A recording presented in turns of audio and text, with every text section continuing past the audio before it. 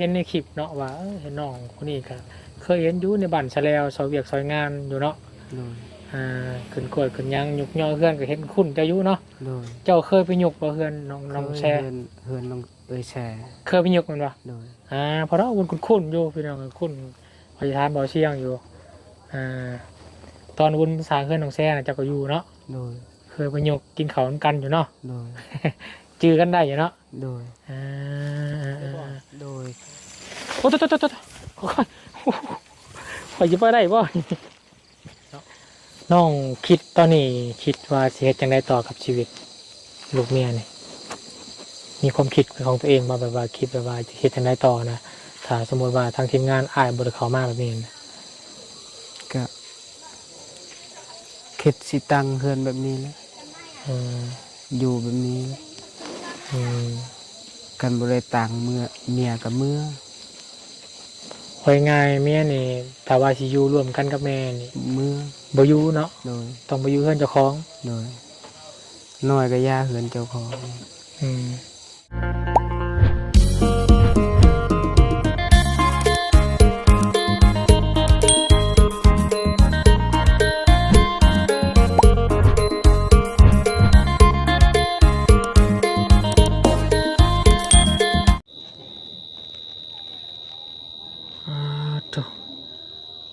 ถนนก็เงียบสงัดเลยพี่น้องได้ยินแต่เสียงจิรอพี่น้องเลยเนาะ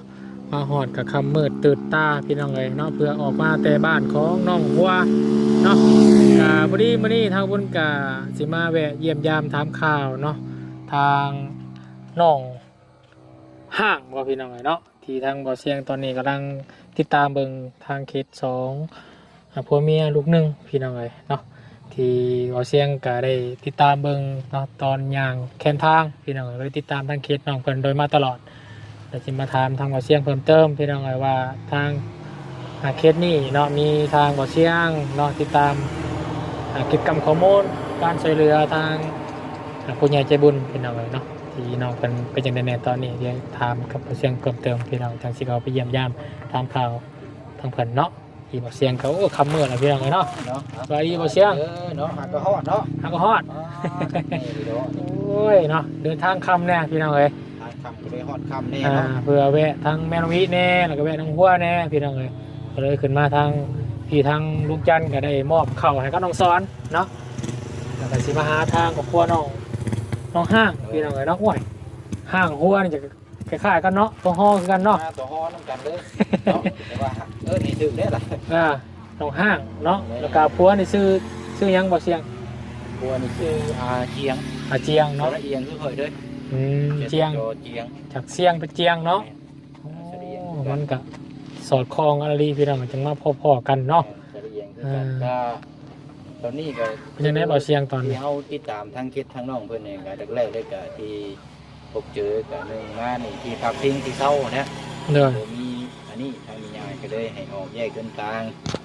วันนี้มันออกมาแล้วผมมีหม่องที่โซนที่เซาแล้วก็เลยมือเฮือดวันนี้เฮาก็เลยได้ติดตามแต่ไปกำลังสอนพุ่นละได้วันนี้ก็ทั้งอาเจียงก็ได้ไปรับเมียมาอยู่นี่อีกรอบนึงมาอยู่นี่เฮาก็ติดตามแล้วก็ถ่ายทำให้พี่น้องเพิ่นเบิ่งว่าเป็นแบบใดเนาะเฮาก็ตามที่เห็นน้ำกันนั่นแหละมันคือว่าข่าวๆว่าทั้งแม่ย่าอะไรนี่อย่าเสียงโอเคแล้วบางคนถือกันเนาะว่าถือก็ยังบ่ร้อยหรอกมันบ่ยังบ่ได้เป็นเนาะมันเป็นครอบครัวใหญ่ครอบครัวเราก็อยู่กันหลายคนนะแต่ว่าเอาลอยดันพี่น้องเพิ่นนั่นแหละมีหลายคำหลายช็อตอยู่ให้มีทีท่าเป็นของตัวเองเนาะตอนนี้ก็เนาะถ้าเป็นไปได้เนาะกำลังเบิ่งที่ทางอยู่ตัวนี้ก็ว่าบุญเลยที่ดินพื้นนี่ก็มองที่เฮาเบิ่งอยู่นี่ก็เพิ่นบ่อยากขายให้เลยจักทีเอาหาในทางเบิ่งกันอีกทีนึงสอบคาบังเติมเนาะแล้ว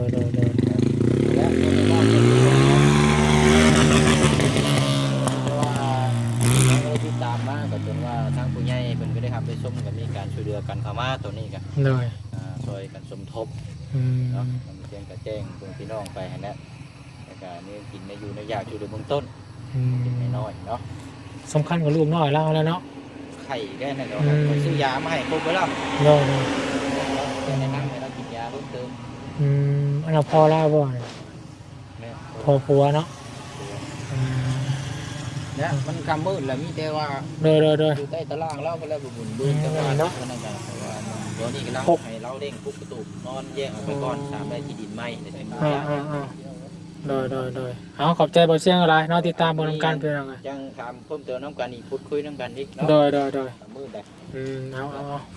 น้องเพิ่น โดย อันอยู่ โอเคขอบใจบ่เสียงอะไรเนาะผู้ทางลุงจันทร์เพิ่นกะมาล่ะเป็นยังไงเนาะสิมาถามไทยเนาะเรื่องราวทางน้องเพิ่นมื้อนี้ก็มีปิ้งไก่ซิโนพี่น้องเอ้ยเนาะใช่แหละทางน้องเจียงพี่น้องเอ้ยเนาะอยู่ทางใดเดิน้องเจียงเฮาเนาะน้องเจียงน้องห้างว่ะพี่น้องเอ้ยใช่แหละน้องละ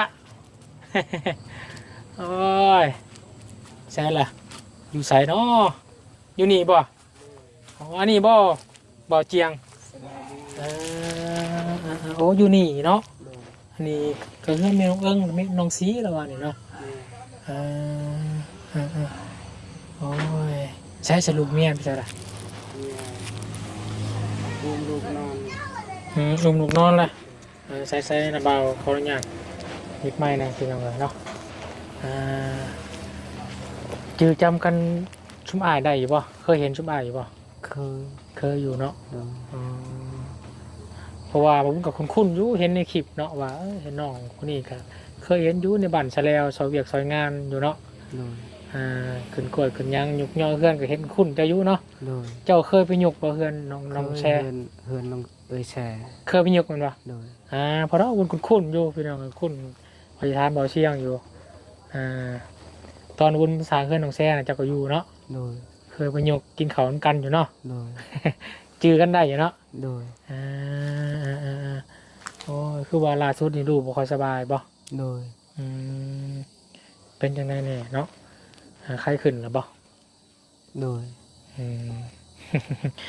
โอ้ยพี่น้องคือว่าล่าสุดนี่พากันปลุกกระตูบอยู่บ่แล้วบ่กระตุยังอยู่ยังขาดเรือยังแน่ ขาดไม้หลังคา ไม้หลังคาไม้หลังคายังบ่มีบ่ โดยมื้ออื่นว่าสิไปตัด ไปตัดอยู่ป่าอยู่ยังเอาเนาะมีรถล่างไปเอาอยู่บ่ มียืมรถอ้าย อยู่เพื่อนนี่เนาะพี่ญาติพี่น้องกันเนาะจะแม่น้องเอิงคนเนาะจะเป็นน้องวัวลาบ่ เป็นน้อง โอ้ยพี่น้องเลยใหญ่ตอนปลุกขึ้นน้องแซ่นี่เจ้าเอาเมียหรือบ่ เอาแล้ว เนาะแต่ว่ายังไม่ทันแต่ว่ายังไม่ได้ลูกเนาะจักปีแล้วเอาเมียสร้างครอบครัวมาเลย 2 ปี 2 ปีแล้วเนาะเป็นยังไงคือไปพบพ่อผู้สาวคืออยู่ผา พ่อกันอยู่ใช่ว่ะไปเล่นเอา ไปเล่นอ๋อเจ้าก็ไปเล่นเช้าอยู่ไกลดีเนาะทางขึ้นย่างaliเห็นทั้งคลิปเบาเชียงคนไปถ่ายนะเบาเชียงตามหากับตามไปกับน้องสอนไปบ่ฮอดชับ ตอนไปเล่นกับซ้อนไปอาช้อนก็ไปแสดงว่ารุ่นเดียวกันกับอาช้อนเนี่ยเนาะรุ่นเดียวกันน้องซ้อนกับผ้าไปเนาะไปน้ำกันแต่ว่าได้เมียกับน้องซ้อนเนาะโอ้ยน้องไงเนาะน้องเจียงพี่น้องไง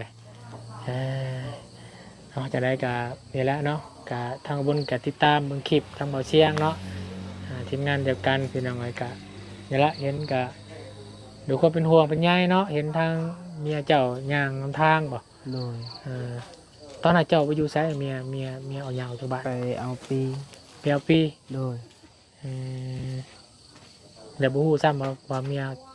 ว่าเมียย่างเมื่อนะบ่ฮู้บ่พอกลับเมื่อเพื่อนเราบ่เห็นเมียบ่เลยถามพ่อแม่อยู่บ่น้องเขาบอกว่าลูกเจ้าไปแล้วเขาก็ฮู้แล้วได้เฮ็ดจังได๋บัดนี้ก็อดเอาได้ไปตามเมียอยู่บ่ได้เจ้าไปตามเมียอยู่ไสอยู่บ้านไปหาอยู่บ้านเลยเห็นแลกกันแล้วเมื่อเราไปขอน้ำพ่อน้ำแม่เพิ่นบ่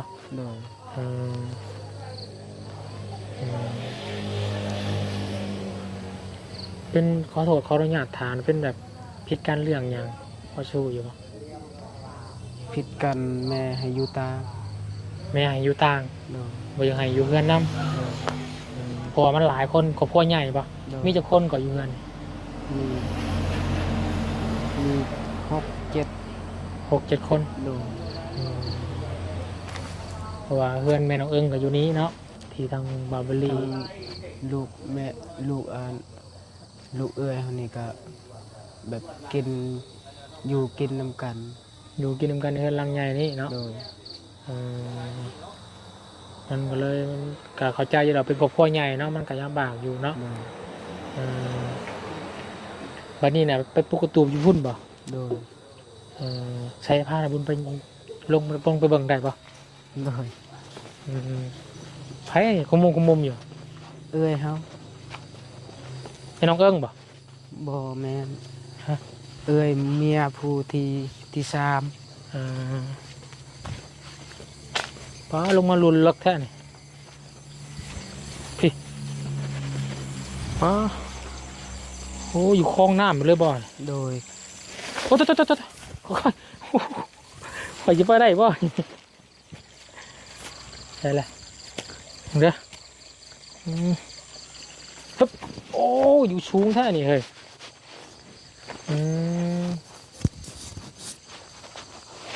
ยังขาดไม้ตัวใดก่อนเนาะ ไม้ตัวนี้ มันบ่พอเนาะ โดย ยังพี่ยังไงใส่ไม้ตะภาคเก็ดเอา โดย เสานะไม่ใช่แต่เสาเฮือนขอน้ำพอปะ โดยเสาคอน้ำพอสองเสา อืม สองเสาไปหาเอง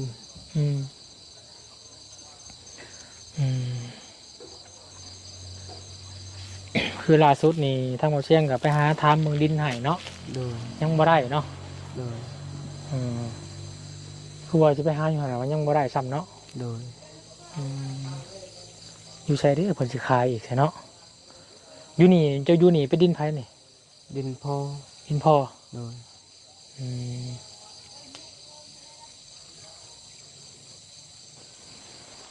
ตะกี้เป็นปลากล้วยได้เนาะน้องตัดทิมเลยบ่นี่ ตัดหมด ตัดทิมหมดเลย โดย นี่ก็มันผ่ามันเมิดในพี่น้องอะเนาะขอโทษขออภัยมาคำ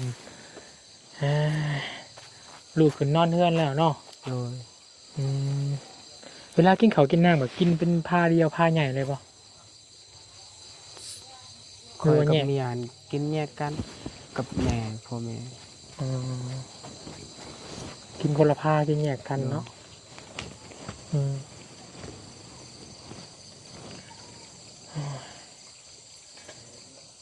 ลูกเจ้าจักปีแหละ บ่ฮอดปี อืม 6 เดือน อืมเพราะว่าวนจือน้องเจียงได้อยู่พี่น้องอะคุ้นๆเพราะว่าน้องเพิ่นไปยกเพื่อนเสาเพื่อนให้เพื่อนน้องแช่อยู่แต่ตอนนั้นเนี่ยยังไม่ได้ลูกเนาะ โดย กำลังแต่งงานใหม่นะตอนนั้นเนาะ โดย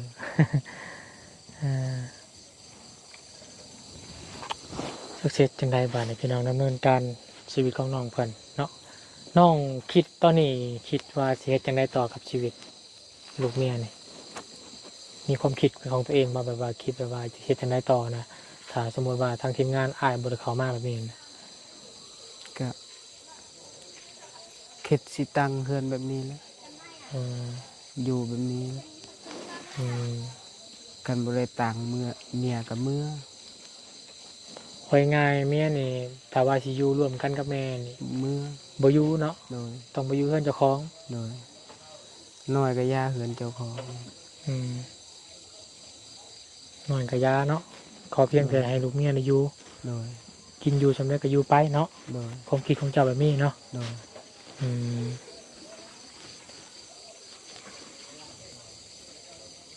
พ่อแม่เคยบอกว่า ตอนจะเอาลูกเมียใหม่ว่า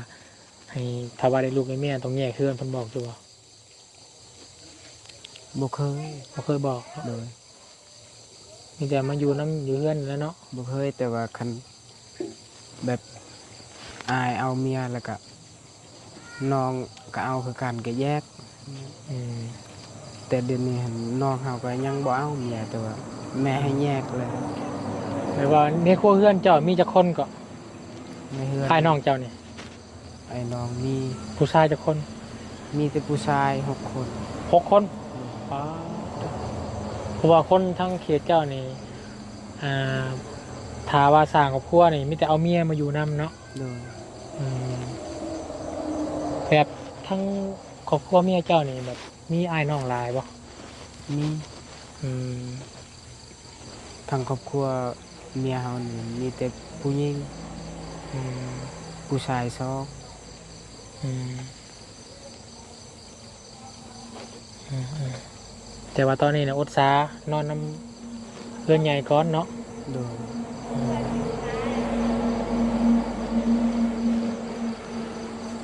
เป็นพวกนี่นะบริสื่อบ่มีแต่ว่าเจ้าไปหามาเนาะ โดยไปตัดเอา แต่เอาอยู่ป่า โดย อืม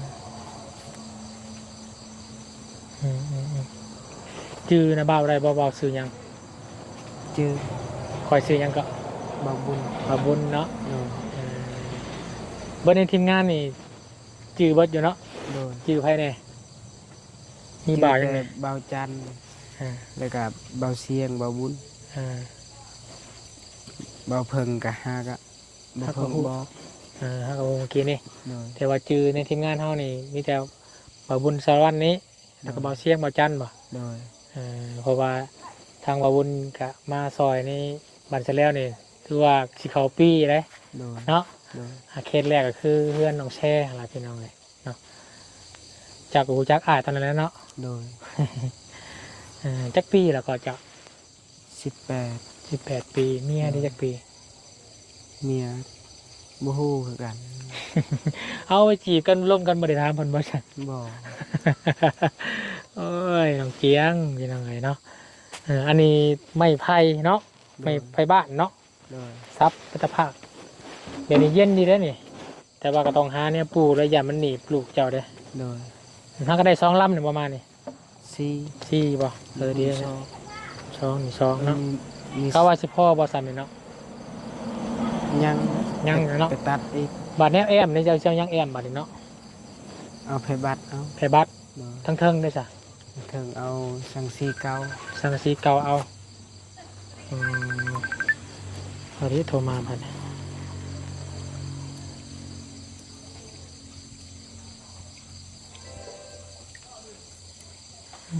คนโทรมาแต่บ้านพี่น้องเอาจ้ะเดี๋ยวบุญกับมูมี่ยังลาดอกมามันนี่ก็มีปิ้งไก่เซโน่เด้อ โดย มาฝากน้อง ขอบใจหลาย เอาไว้สู่ลูกสู่เมียกินสู่พ่อสู่แม่กินนั่นแหละเนาะแบ่งกันกิน โดย เพราะครอบครัวเดียวกันกะเหมือนขี้เงี้ยวขี้องค์ใส่กันก็มีเฮายังก็แบ่งกันไปเด้อ โดย เคยกินอยู่ว่าปิ้งไก่เซโน่ บ่เคย จะฮู้ว่าปิ้งนี่เท่าไหร่ จัก ความคิดจะว่าประมาณปิ้งเท่าไหร่คิดว่า 150,000 150,000 โดย 130,000กับถึกเนาะ130,000แพงปิ้งไก่ชั่วโมงนี่เอาไงยิงตามตัวใหญ่ตัวน้อยเนาะ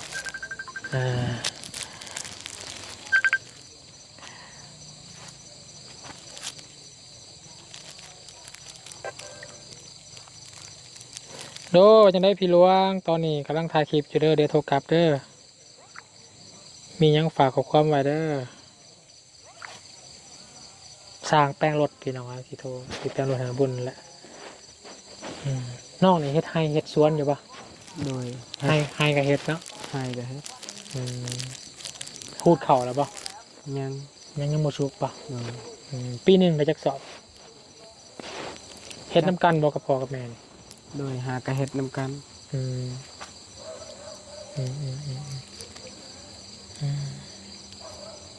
ไปซะเนาะเดี๋ยวก็ได้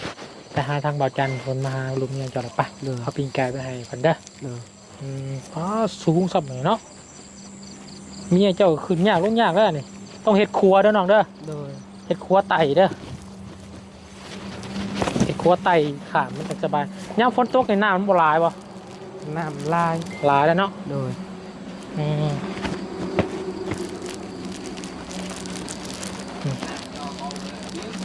พุ่นละเอาให้เมียเจ้าพุ่นละ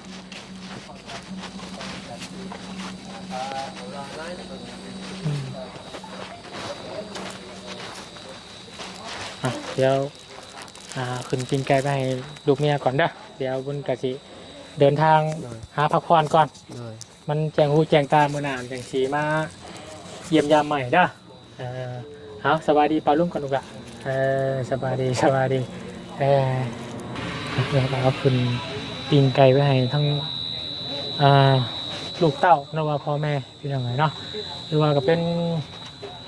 ครอบครัวใหญ่อยู่พี่น้องเลยเนาะทางเพิ่นเนาะมันก็เฮ็ดให้อยู่กันลำบากอยู่เป็นครอบครัวใหญ่พี่น้องเนาะบ่จักป้าบ่จักลุงบ่จักอิหยังพี่น้องเลยเนาะผมน้องเพิ่นก็อยู่ทั้งเรือนเพิ่นล่ะพี่น้องกำลังอาบน้ำให้ลูกบ่หรือว่าเฮ็ดอยู่กินให้ทั้งปู่ทั้งย่าจะกำลังเฮ็ดอยู่กินอยู่พี่น้องเลยเนาะจะได้เราติดตามเบอร์น้ำกันเนาะสำหรับเขตของน้องห้างพี่น้องเลยเนาะแล้วก็น้องเจียงผู้เป็นผัวพี่น้องเลยเนาะตอนนี้กำลังที่ติดตามรับชมรุ่นพี่น้องเนาะพี่น้องคนกำลังซับไก่ไก่แถวบนอ้อยค่ะไก่ทางคนกินอยู่พี่น้องเลยเนาะ